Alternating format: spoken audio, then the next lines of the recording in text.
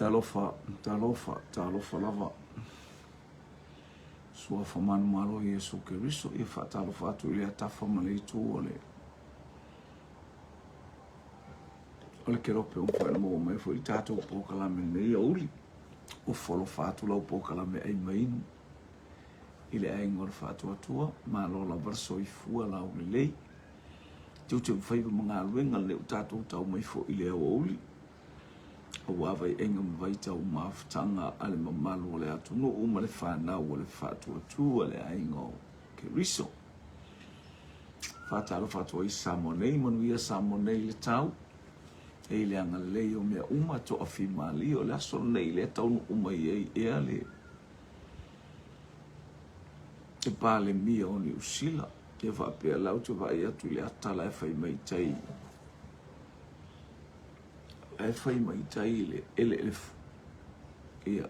ele fo ia le fa foto tupu mo le fa foto le vaale ia le fionga ile pale mia o Niusila ia utile o ilo la o po ilo na ingo matai le anga ia tuai a le nganga fa tai ile tua ia no fo te fa fo le tau wala a ele pale mio il malo ia ma nisi fo nga alwal ma o tato malo awa haleluya le baba ia to ile atua mana familianga ile bana no fo io ni usila ma Samoa te vau o leva ona tupu mai sa mata mai tau ma misa pe ona ye tama ainga me uma pena ia tato fa tai ile atua le ua tau no ma leva I tau ia wa ia le anga le leo le tui fisota inga yala ese lo papa au ma wai teleo tamali I ma faila ungo o tol tato watu I New Zealand ia ma faso solo to ifo ya Australia ia ua maua ifo ile maftanga wavala lata ia ma wale tato ava noa tato tato le kuota ya sangavi ia le tato a inga e tasima New Zealand ya o tato fai me lelei ia wale tato te atu lai ofo me New Zealand ia familianga mai le atua it's all from God. It gives us a blessing. Hallelujah.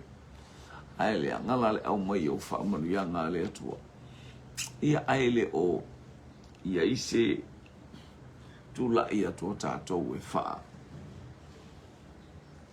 ina io tato talia fia ai o tato telo te ia to istangata io tangata ia le mafau le io atu fale anga ai le atu fale le ia atu fale anga me o foina ia fale pe foi ano ona o faia ula to ia le mato tangata ia atu e piki le apu yo ila to ia atu anga I ngaruenga fa wai taimi so se ngaruenga fa simanu o to we fa wa ile le yo nga luenga o to fo ia tape le manuia o to we fa wa le manuia o le atua mai na tu ia o to fo I to te tape manuia o le atua o tu ila mai ai fa talo fa tu tato ainga ma lo le soifua ma lo le tauatai tato mo fo ile nei aso o fua o le aso mo le vai aso I mea tau whinga aluenga ma vai atu sa pati sa tato ai ma feinu ile a reto ma le waina ia le tato o mai o tato polo kalame o le ai mainu to angai ai e tau mafa mainu I whamurianga le atu wani mea ua e maua I tono lo wainga fia ma ame ile atu le whaaftai ma le whaamanu ma le whaanetanga Vatu ia ila ui inga sisi ia I o limo o lo roto ma lo wanga. Ina ia iai pia manu ia ile whale o le atua.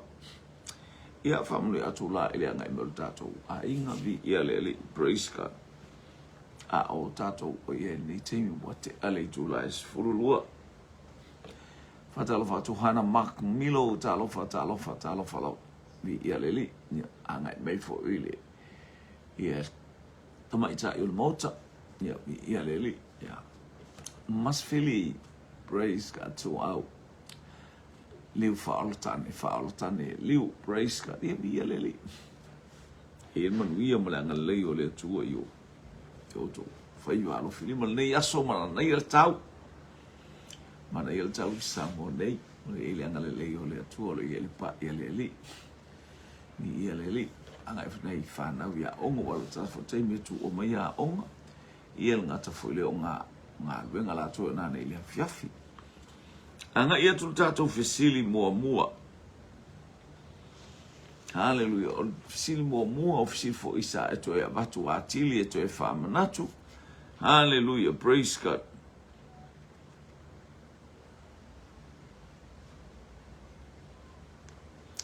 o le aso whanau o ina tuli a ile whawhine malana tama. O ese ma le aso whanau.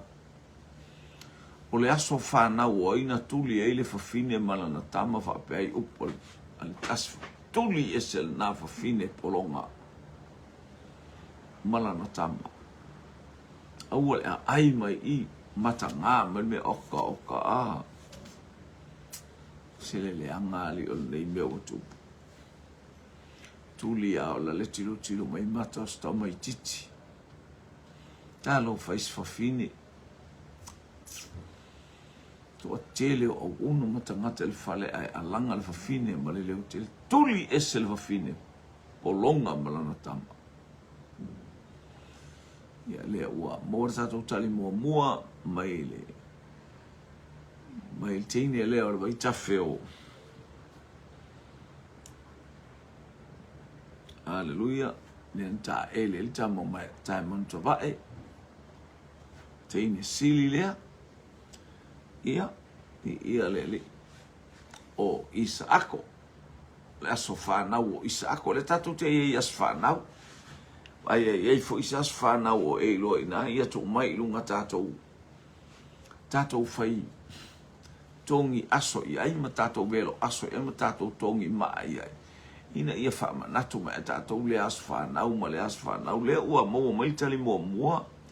Hallelujah. Mai hallelujah. O praise God. O le toi ina o Isaako porta mai titi le o Isaako e ana le as whanau lea. Na tuli ai le fine malantam. Ni ia le li.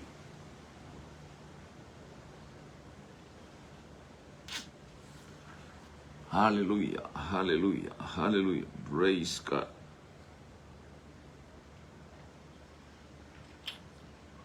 Tasil tatou talile wanga ima.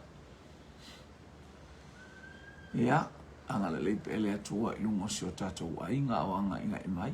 Imana ia o aso whanau. Ia eilo e ese ale mana ia ta o le aso whanau. O le aso whanau mai le atua a. E te iloa whapoloka lame. E te iloa whetu nai. Ia e te iloa fo I. Wa le malo le atua ele o mea aipo o mea inu mea le watele ina oti ai as whanau. So na whai au nei mea ai al mea na wa e apuno no. Wa ue olo le te mila whaila was whanau ua solo ua a ule le miusila o ke alu. Kukuila po ke le fia mana o langa o mai mato. Te lo fwe te le ai fua mea lu ai fua. An fito ai lo a e a ue nita ngata ile mea lau te iai o la was whanau le ina uwa ai ta ngata ilu ngau penga te whaila. O la e avatu ai lau whanau le whaumanu ia mo lo was whanau. Ia e le asi tāua o le me las whanau pa wale tāua ia te o lo whaftai. A le las whaftai. Kua o ki a ko las whanau. A whai las whanau ala inu o I mese o awa malosi ma pia. Mena sa whai teimi o le I titi. Ele whape, ele whai a. Whai ele whape, sa whai lo ula I titi. Awa ta tauna e matua. O le a inu pia o le teimi e. Hallelujah te le ilo se mai o so whafua se. Pe te la bea whafua se I se mea. I o le mea na tātou te tilo ma tātou waba ai maulu. Ia whatalo whatu I le sunga I le sunga. E te vise talofa te vise. Praise God. Hallelujah. E te vise tio. Hallelujah. Praise God. Ia ma le sunga I le sunga I le whailaunga. Mai to tonu o ma le poni. Aso whanau o Isaac. Mike soifua manuia oi sol e whaaiu ia maika ia whaaftai mo le tali.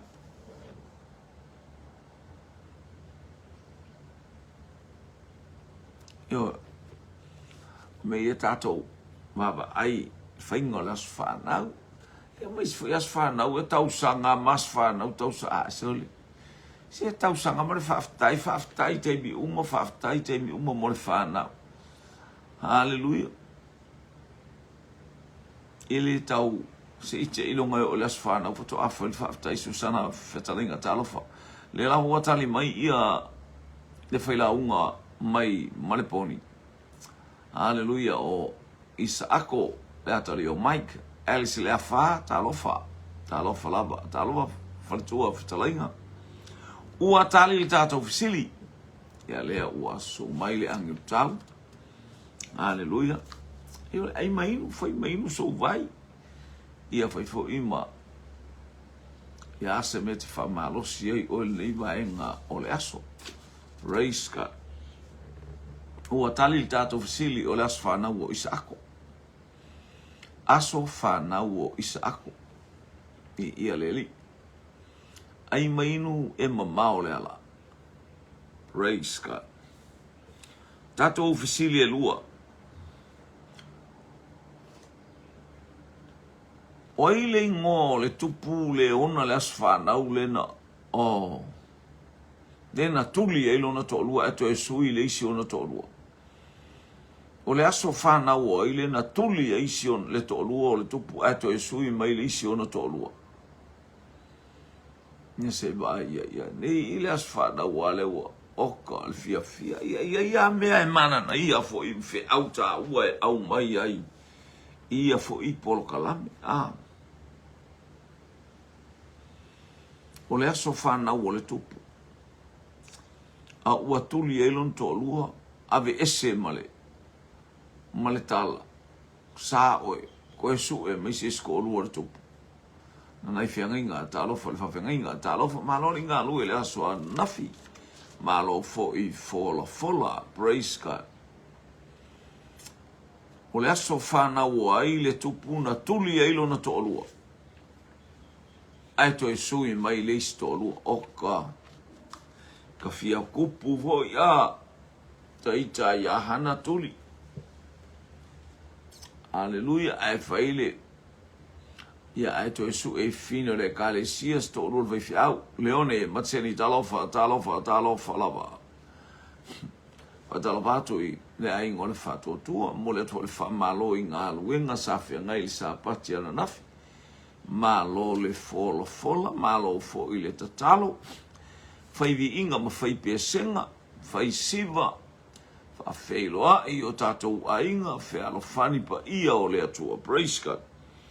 O il tupu lea na tuli lo na to lua, ai sui mai lis to lua. Hallelujah, tuli les to lua, ai sui mai lis to lua. O i sole. Kai amu iang i kupuali. Praise God. Ia leo whapea mai susana o asueru le tupu.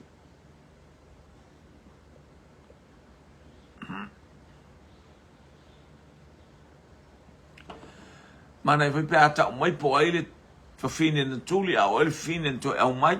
Mana ia whalau tele ai fo le tātou polkala. Asueru le tupu le wata o mai le tali le whaletua mai Brisbane. Malo ngalue, malo nita yao, awangai mai, iwa, malifu mai, oil faltua, malo, ia e wai foi mai le mai, ngata mai tile a onga, wai malo lo ane, ai, ia vi ia leli.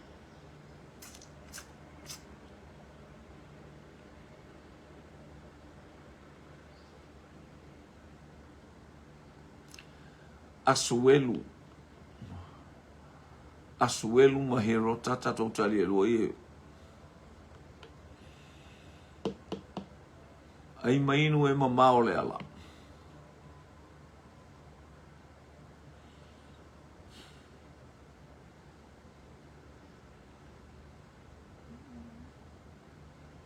Ia le whapena tuli vasati, le ustai, Ia teine o seta, teine mai lano, e ustai ile atua. Oh,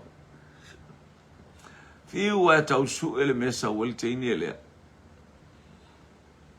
Ni ka ele preta herota. Nek nori ta lofa lava. Praise God, praise God, praise God. Na nai fiangainga asueru.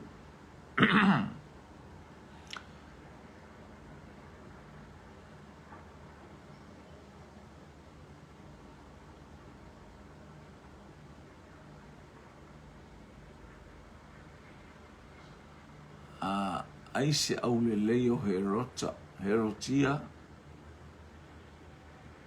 pe ohana fua ina toi mana o herota. Ua tali le tatou fisili, wafta i tali, ia elua tatou tali o fisili, tali sao o le tupu asueru po au ta seta, i ia leli, praise God. O le mena tupu, na abel fe au o le tupu, ia vasati. E sau, vasati o le faletua le o le tupu. Ia ua mimita foi le tupu le oka le to tele o ko vana o le malo se lau luas frufitu pe se lau lua fulu pe ia ua tumu mai au faile ainga ia meala lea o na e mana ia i le spito le mana ia i le spito vi ia le li mata feo la unu Matthew ia peis vi ia le mana ia li si tu le anga li si tu ai va pena no tu sava nga uma lua o le watu lao o au me fa ia va satia sau lai ona na yo mana o le tupu fifa ali lona ona to lua au le e fa atu va sati fa ia aswe malolo so ia le mimika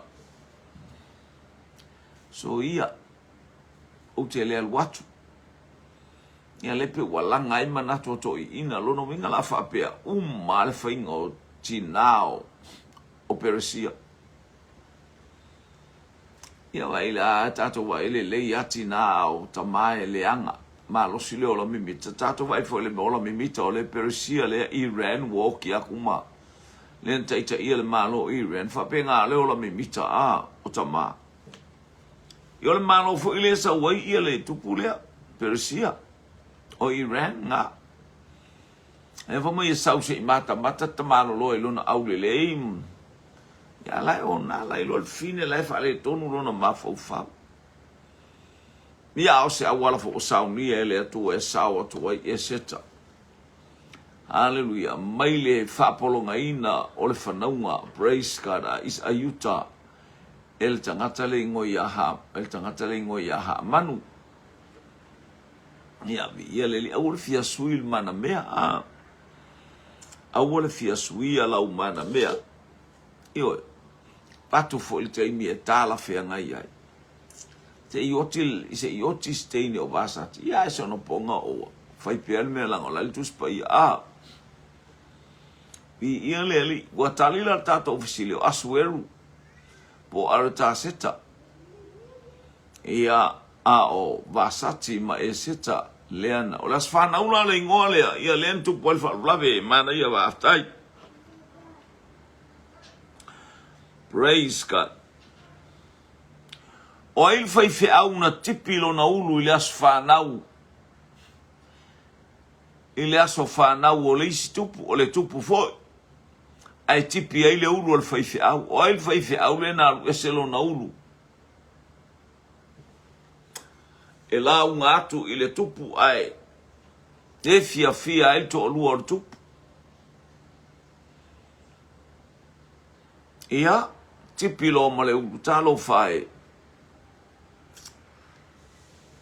ia praise God e langa e tele Ioane e mana ia se fa ma se tali ata mai titi matua matua va senga le tato wo kwa ko ulunga le wo matua va senga le utato o ese ma le meta ua o le primary. So we are moving to the forms. Le wa form 3. E wa umaku le primary school. Ia. E tele Ioane fa mole, e tele Ioane lua tali wa au mai Ioane. Tali mai Brisbane, ma le tali mai Otahuhu. Ia. Le tali le wa au mai I totonu o Manukau. Sole. Tali mai a Manukau. Ioane le papa tiso. Depi samu, to le motu ta lofa. O fatu langa e tele Ioane. Ana I alfa ma oti mai po fele Ioane le e te fia mai ai. Hallelujah.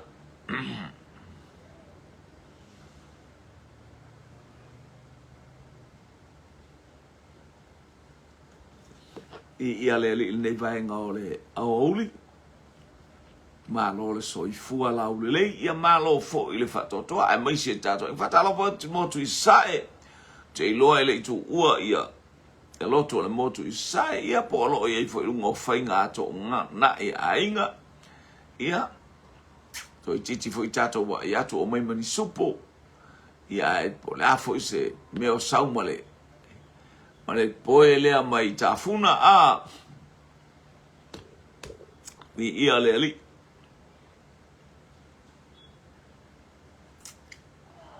Ole polo kalame whaalau I loa. O se se no foi polo po America Samoa. Hallelujah. Ole aso tolu e tau I le aso 5. Hallelujah. E whaia ele polo kalame autala wautu whatasi o Samoa nei I to tonu o America Samoa I pua. Oningana ya te aifolo wa inga. It was low watali. Ia moli mawina fo ini. Polo kalame whatino autala wau. Hallelujah. Awa le aso fa evangelia. Ia mai se fo ili ngā rue whatasi ai le upua le atua I le taimi o le aso maliu. Mata atu I le apolo kalame. Ia taunu I tonu I le aso tofi. Po le aso lulu. Aso tofi wa le aso nā lato le vai nei. Ia le li ona. Iai whatasi lea ma. Hallelujah. Praise God. Ia taunu la le aso lulu. Ma ngai aso le. Ma ngai le pokala. Le alua le mei lungare. Ioane, Susana Fatalainga, Ioane il Papa Tiso. Alleluia. Ioane Bretta. Sorry. Praise.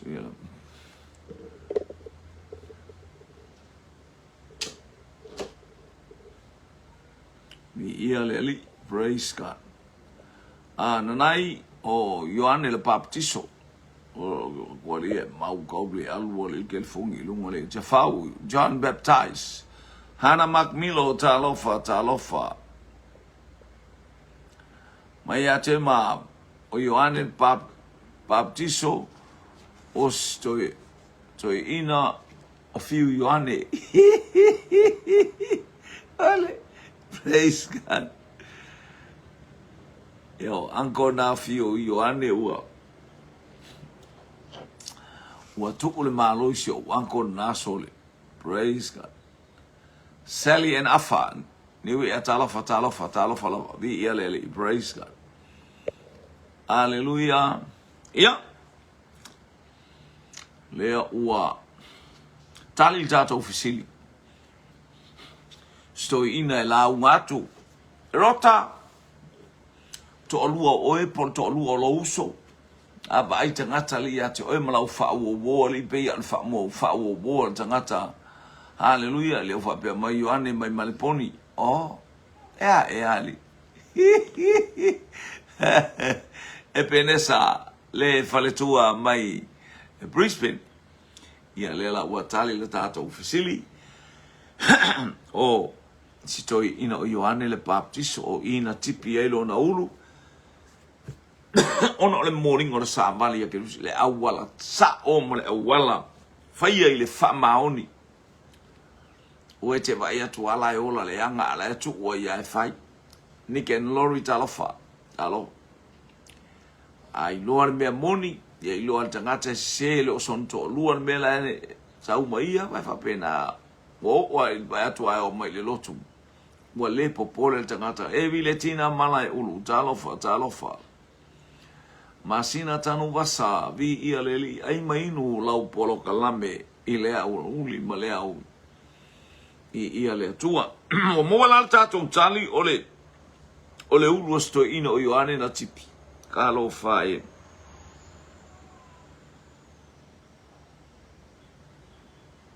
praise God ole aso fana waina feoti umaita maiti ole nu ulea ole aso fana waina fasioti aita maiti pepe mea ole nu ulea mata mai le lua tausanga e alu le fato afana umai pole a mata mai le fato afana e o ane ile lua tausanga ole aso fana wai na fata ma ia ina ita maiti pena o ai le oti ita maiti. Hallelujah. Praise God.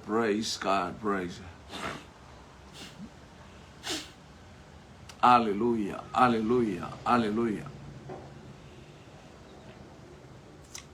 Anga ngapa ia afio maya. Anga ngapa ia afio maya. Anga ngapa ia afio maya leali ie. Anga ngapa ia afio mai. Ole tupu maleali ioli Yesu. Tali mai o tahuhu. Tali mai Manukau. South Auckland. Praise God. Ole tupu maleali ioli.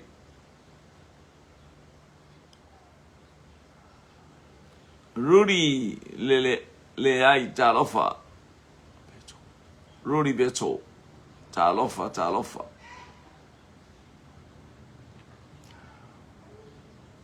Yo le asofa na ole le ifaola. Praise God. Maya e penesa. Hallelujah. Dua tato tali mai Brisbane. Ole asofa na ole le ifaola. Praise God. Yeah, ali.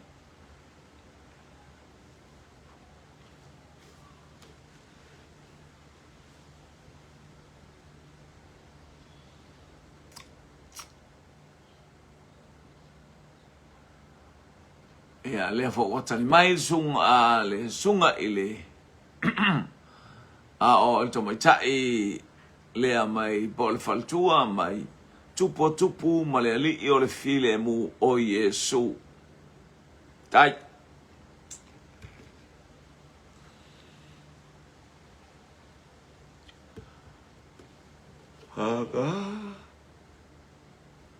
opa ia afio mai anga ngapa ia afio mai ya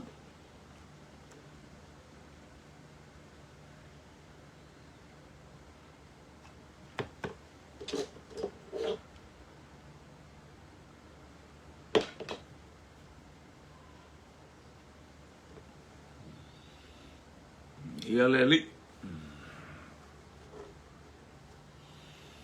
le aso fana wai ia na tupu el falamlave oti umai fana wale a ailea ona ole aso fana masa ilia ia tupu e fasioti tamaiti pepe uma tamaiti walua tausanga ngai yane ile pepe ya na tuaina ai ono tuinga mala talofa lai fanga vi ia lele nei ya uli awanga mai o ai le tangata o ai ona le aso fana ule na fasiotia umai Tamaiti o le nuu lea. Hallelujah. Pepe uma na fasi o tia. Las whana wai. Ai mainu e mamao le ala.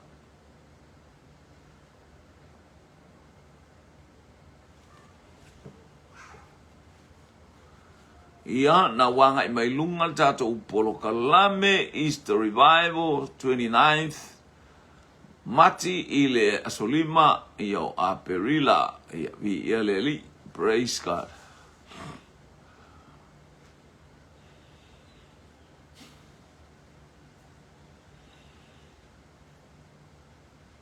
Ai mainu e mamao le ala.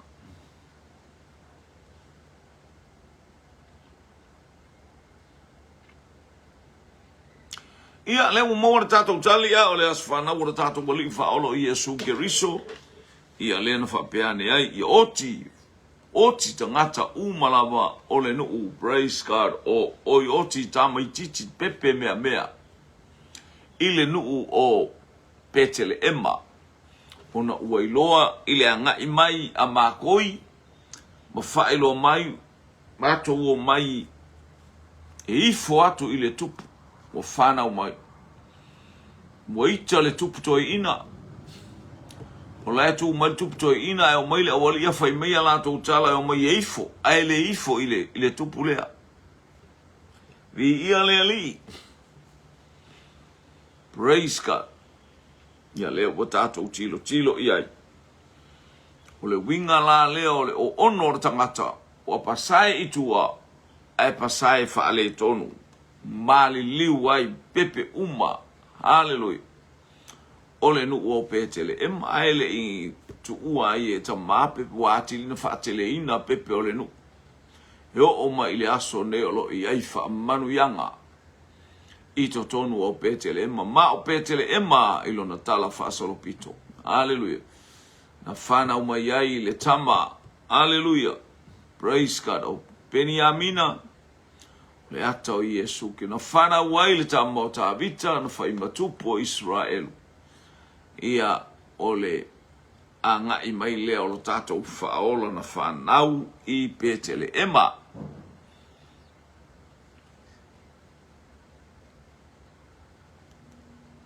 Ia vi ia le li, praise God. Ia le tātou sili.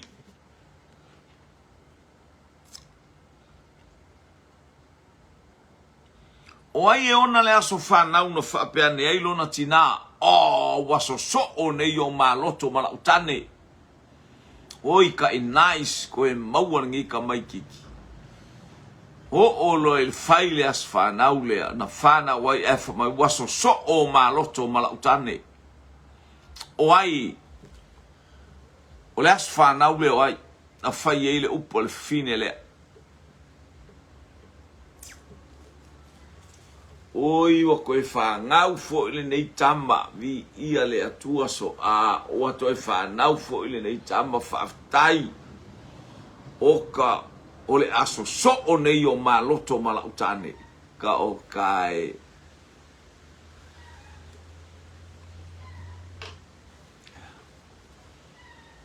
Hallelujah.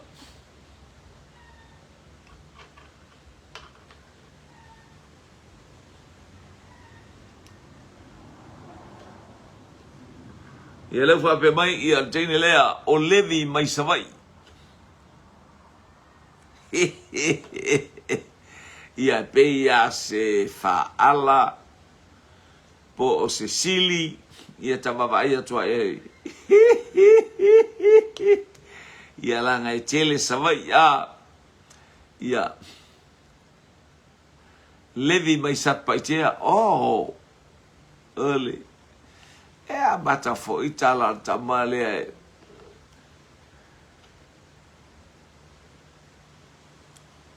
e be tau ale no ora tangata la to ia pe a tau fo e pisa mai tangata ole no upe pisa mai nisi o mai so e mel poka la me po e mo levi mai sat paitia ai le ake lu tau levi mai sat paitia.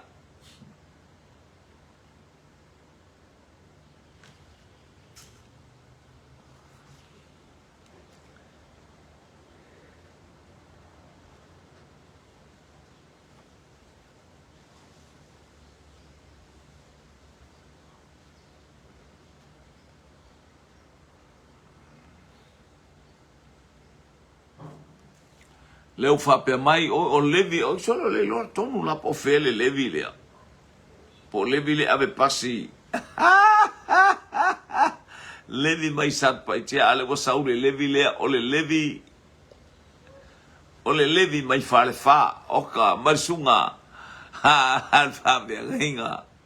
Nanai ia le wa lo mai le tato tali mai America o te lo wo po wanga o po umal sauninga faftai lau sunga fai lau tusi ia le li malau masiofo tono siero i America ia le li malore tautua malore sa mata tu fo ile il tau sauninga au la unga fai a onga vi ia le li. Praise God. O fele mele wanga i meitama. O fele wa yeitama po i Alaska po i utou po anga i seis pitonu. Hallelujah. E malo faftai. I aleli me siri ua. Hallelujah. Anga lea alofa tele atu i ata mape a fele na i ate o utou i aleli.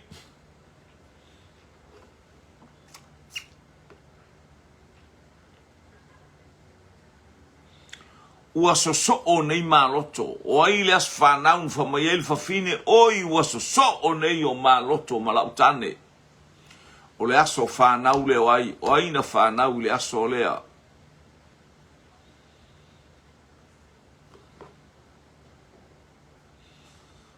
tolu tatou tali ua iai ia to e tasis tatou tali anga iatu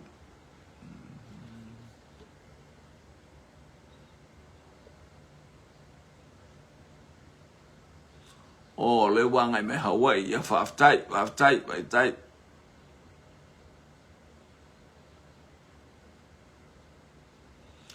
ia le o tali mai te ma o le tamo levi haleluya levi mai o tahuhu ia le o tali mai el faltua mai haleluya levi mai o tahuhu ia lea o sau I praise God. Eroni talofa. Eroni soti talofa. Praise God. Hallelujah. Io ele ulapa vale apa ai el faia onga sao. Ai tangata io mai ba ai le tele ina. No fo masasa ma ai lanso tamiti. Su e atu lanso tamiti umana ai la waenga ia John to si upu talofa. Don to si upu talofa. Levi mai sale moa. Levi sale moa. Levi sale moa. Ia sa olelei. Ia lelei. Mai au na mai Brisbane. Ia le watale le tatou fesili. Ina watale mai epenesa Augusto o le tamaititi mai apia. Ia Levi ia pia mai ia pia ia o le vili le ngunga aftai bishop aftai failautusi le mo watu vi ia le li anga le atu ai to engar sapati masina tanu wasatalo fo watali tato ofisilo tala na fine olea ina wanu wa haleluya to whanau lea o le tolu leo anatama o le tama o levi ola na upu lea na fai le aso lea na whanau ai haleluya na whanau whapero leo lantala ua so o nei o maloto o malautane ua wato e maua lisi whapoponga o lau whanau i lau tolua lau wainga e mo mia e tato o ili so onga o tato po te fiu e whail ngā mea o so vi ele li tu famuna tu po fia misa ta lofa vi ele li io fef fia fo ini so ia e alu artanga tala to bia ita listangata watu ane ilunga ia watu ele ai ase ke mai na ita miti vi ele li angala le atu le tu tato Polo kalamele le yauli. Vi ia le atua. Praise God.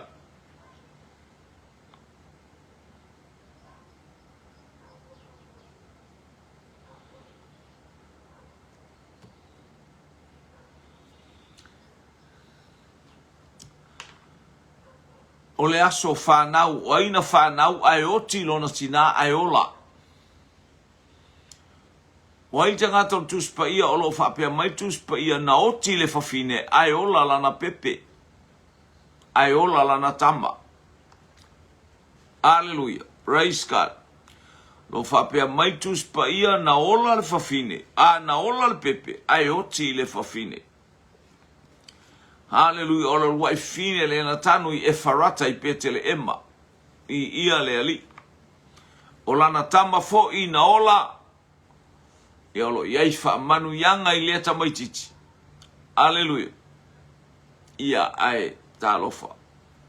Praise God. Ai oti siti nā talofa e. Peni a mina. Praise God.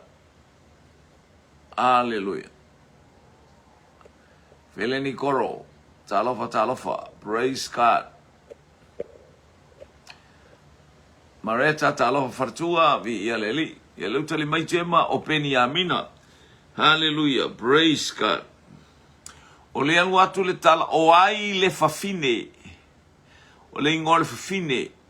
O ai le fafine na ola lana tama ai oti ia. Susana Rasela na whanau peni a mina ai maliwai. Tau papao. Mai tupu talofa.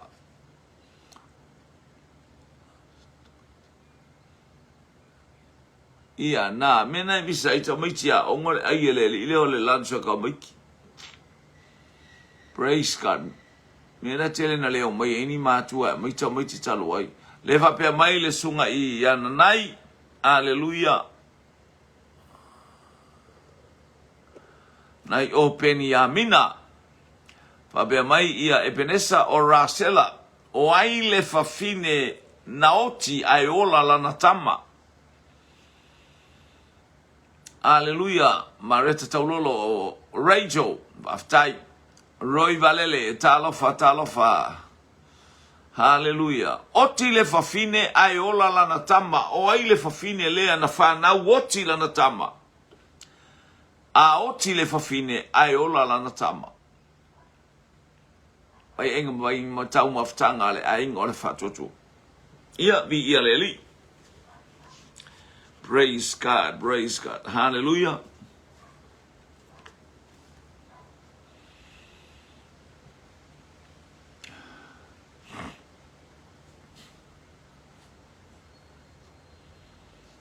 Hallelujah. O le ata leo le ekalesia. Pe atato wai ato le ata leo le ekalesia le atua. Hallelujah. E tupu artama. Ai oti le ekalesia. E tato te ui uma le palapala. Tato te sa ili ai, hallelujah.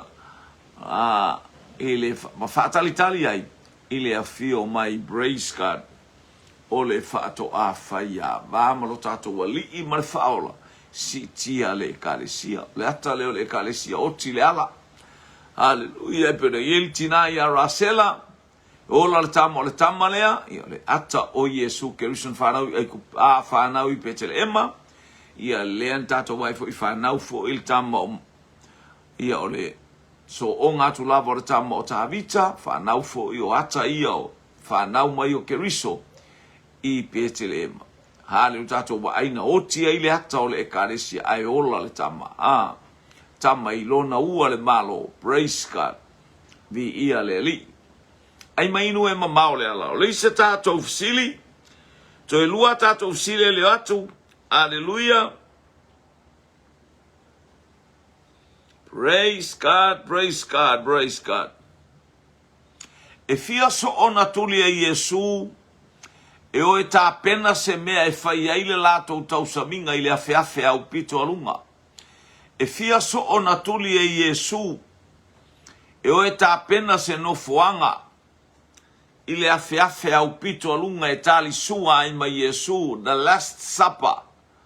O le toe tausaminga lea po o le whaalinga lea o le mea moni e winga. Hallelujah. I le paseka. O le toe paseka lea.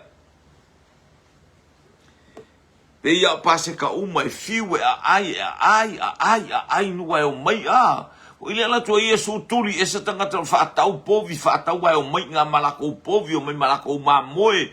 Tu umai I o wā ngai mai ai le malu.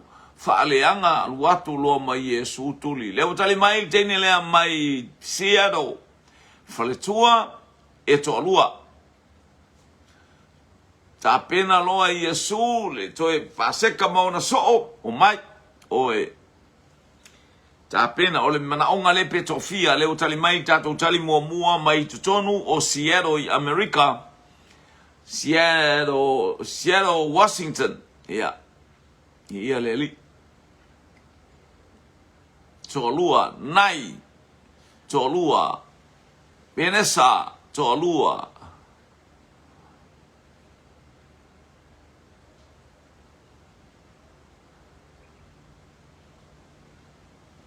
Hallelujah. Praise God.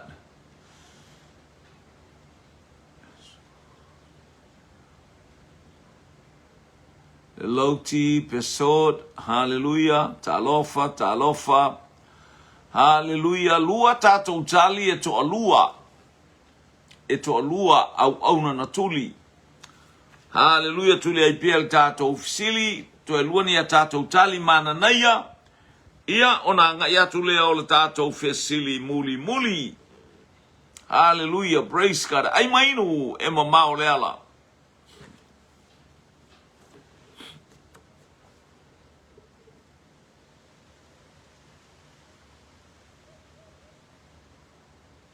Ia leu whapea mai, ia Susana tu salato tali ma le vaenga ia to lua, ia le lei. Hallelujah. Praise God. Odo winga lai to lua foltali a Susana.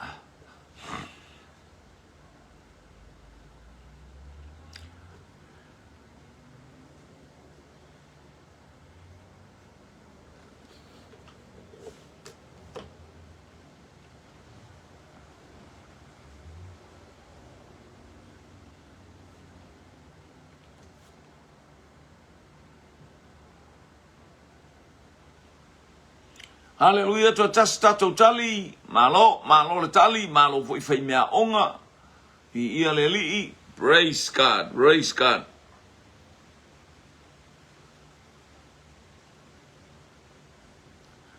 Ia ua tali le tatou fesili, hallelujah, na umamai tatou tali e tolu, vi ia le li'i, hallelujah, e tolua na ave Yesu, e o Yesu manai ape on tatou waise atan fai e Yosua, le tolia Yosua sto sfulua o va aise nu aya tuli e Yosua le tolua o va ai le nu o Jericho le tato va ai o tai tolua ya praise God pe on tato va ai so stemi ai tuli le au so o Yesua tuli tolua o ta pena hallelujah tuli e ta pena praise God tolua foi so ona tuli e tatala le asini hallelujah tapso Stefano ai lupo talofa ole talofa lo sunga vi ele ma no so ifua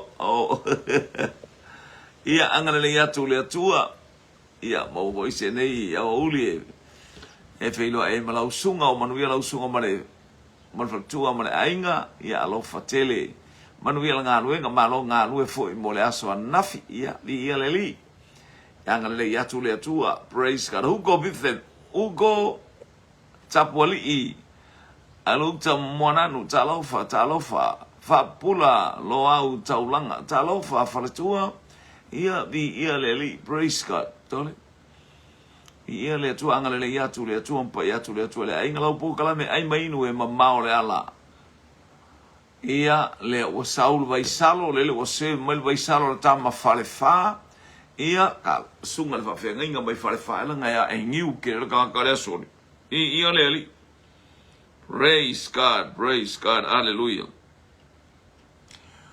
o tato to efsilio fele no na ia Josefa ya sio na uso hallelujah a o inana tu ua ilalo yo na uso ilalo le lua fe atonu hallelujah le me tonu le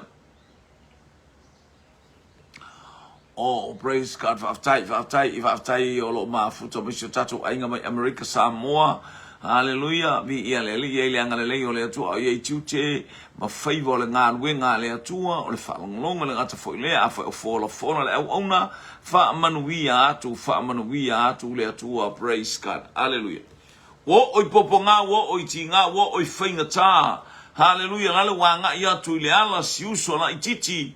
Haleluia, o Iosefa o fele nuu na tau nuu ia Iosefa lai ia na uso matu uloa ia i lalo le pu. Pena tu ua iloa ma ia i lalo le lua o fea tonu ale ai lea. Ia ai mainu. Ina ia leanga leo le atua fasa o ina lau teimi ma le teimi o le tātou fesili ia mala malama. Ua awina atu Iosefa e lona tama o Iakopo e alu e asi o na uso. Haleluia. E taunu atu Iakopo i seke maele o iai. Ai whamaile angelu o le tangata satu tu iai na. Whamaile o lao atu i o. A o le nuuna na tuua i lalo le tangata lea. Haleluia. Na tuua i le awali i stama i lalo le pu. Ia ma sauni me whata watu leo tali maile. Haleluia le au ona ia Brother Gray. Haleluia o tōtana mai o tahuhu. Ea. Susana Fetalainga. Haleluia tōtana fatalo fatu ofusina le faletua ole oao. Haleluia ia pole. Haleluia le whailu tusia o fo i ole e kalesia. Haleluia love to Noah. Haleluia i o iman rewa talofa lava. Ora ia ngalo vengo nei aso. Haleluia Susana Fetalainga tōtana. Wow. Tali mai uko talofa, tali mai le uso mai Amerika Samoa. Haleluia. Vi ia le atua o tōtana. Tali mai mareta taulolo le wharatua mai Seattle. Haleluia. Vi ia le li malo ngā lue mole. Ngā lue ngā le atua i lene yaso. Whaftai tōtana. Praise God. Vi ia le li. Iu tato ia le ungar tato polo kalame au tato ia i mule atu le nganga whaftai mule nganga whamalo. Ai mai se fo'i whaftai atu i o tātou ainga mai Amerika ma Hawaii i ngata fo'i lea o Amerika Samoa. Ona ole iai pe o tātou ainga, haleluia, i teimi o sauninga le nei waitau. Ea lea tātou te, i ele uma pele fia ma le, haleluia, ma le oli lea li ia ua leo mos whainga malolonga, ia ua sanga mai a, haleluia, ma tātou iai whatasi. Leo tali maili whai fi au nanai i whia ngainga o tō tana mai sa tawa. Ia whamuri atu le atua, wale aise, wale maua e Iosefa o na uso i se kema, i o na ngai lo lea o Iosefa i lalo le la au nofo, ta lofa, valu lo na ulu. Po fulea le mea ua tupu ina i o na uso, au a te ilwa i atu le tangata na lesa vali mai taftafa, atu au si fasi mati il nam, ma wala o mai ta lofa, malo uso, ele isa o baisa o ta inu ai. Wa afa feo mai oi taro sawenu. O a ule o tsau va yo uso no mai Seleman na yo fa uso a. Lana te lo ai ngu na uso ia te ia ele itu ua ele o lo ina ia le mela le a tupu yo na talatu. Umana info mai te lo e la le o atu anga la fo me o te o ba to la o atu anga i totana mata no mai la o i totana. Lo ainga o totana mai suriveta. O le ulu fale i puapua ngā. Leo o tali mai tōtana i fale la tai. Ia o se, na o tali mai ia le angelu tau o tōtana i sale aula ia ma fale la tai. Ia o ina, o le aina a alfa mtalango stamo Iosefa, o lo ulu fale i puapua ngā. Vi ia le tua tātou te whioa ia, ai ia fita ma whaingata e fita ia ima i tātou. A o oe o le tangata ua o ina e le atua e ala le teita inga le nganga pa ia. Whamuni atu le nganga pa ia le nei a auli, maua sau whainga marolonga fia i le nei wa e ngā ia whaftai mo lo whaanga, whaftai ia lo whaatu foi ia tinaro anga atu le onga, ia mo oe le whalatua mareta whaftai foi le ainga mai Amerika Samoa, tatou ainga mai Brisbane, hallelujah le ainga mai Melbourne, hallelujah vi ia le atua, Piwa atu tatou ainga i o lo tatou iai, i el ngata fo ilea, o le tatou ofisa autu. Hallelujah, ngā luei whaifi au ia mai whare whāta maloa, ona nai, whetalainga, male sunga i le angelu tau. Hallelujah, mai breta, le tamore matangi mai sasae. Hallelujah, ia, po le tama fo i o le punefu. Hallelujah. tamo le vaingalu ma le tamo le punefu. Haleluia, le tamo le lava mai sa le aula. Whamunia le atua, ta le lima le afi feiloa i le fe au. Haleluia, ole taulanga afi ona o Yesu. Amen, amen.